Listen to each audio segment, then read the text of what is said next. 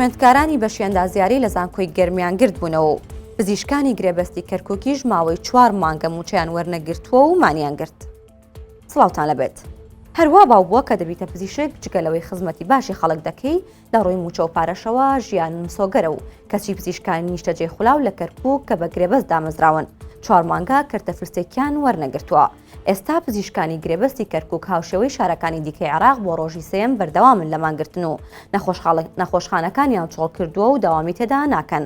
بوشرا محەممەد یەکێکە لە پزیشکەکان بە 964 وت ماوەی 4 مانگە دامەزراوین بە گرێبەست بڕیاربوو مانگانە 400,000 دینارمان پێ بدەن و پاشان بکرین بە هەمیشەیی.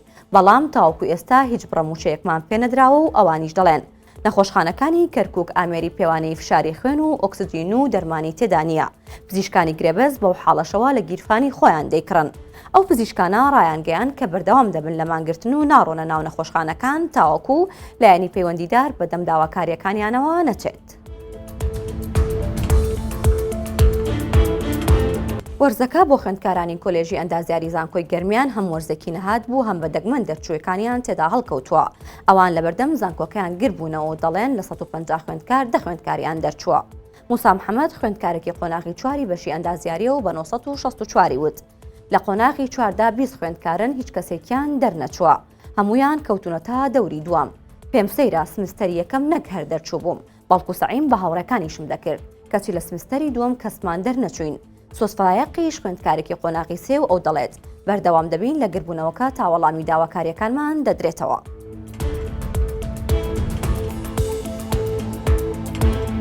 دەبوایە لە مانگێکدا خاننشینان دوو موچە بخەنە گیرفانیان و خەرجێکی شاهانە بەڕێ بکەن.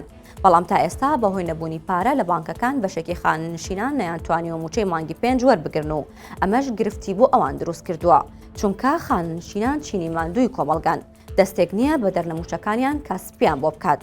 مایکی 964 لە بانکی مەڵکەندی لە قیڕەنگەلەری بوو. خاننشینانی دواند. یەکێک لە خاننشینەکان دەڵێت 4 ڕۆژە دێم و کرەی سیارە دەدەم. لە هەمان کاتدا موچەم نییە و هەر پێم دەڵێن چاوەڕێ بکە.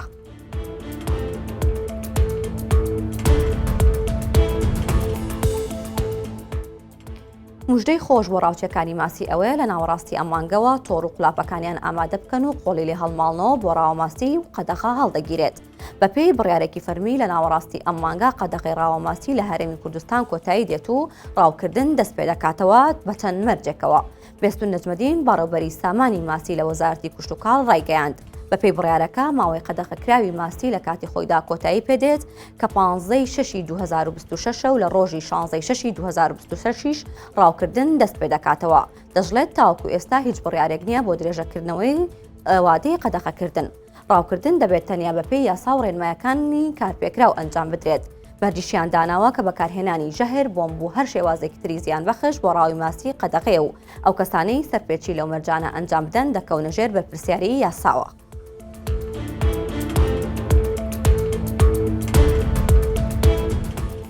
وەڵە بەڕێزان سەرنجتان بۆ هەواڵێکی تر ڕاکێشم لە ماڵپەڕی 964 ئەویش کاوەیە وەک دەزانن لە دوێنێەوە کارەبای 24 کاتژمێری کارەبای زیرەک لە هەنێ ناوچە بۆ ماوەیەکی کاتی دەکوژێتەوە. بەڵام ئەمڕۆ مۆلیدەکانی سلێمانی هەڕەشەیان دەکرد بەوەی کە ئەوان ئامادەنی مۆلیدەکانیان هەڵبکەنەوە.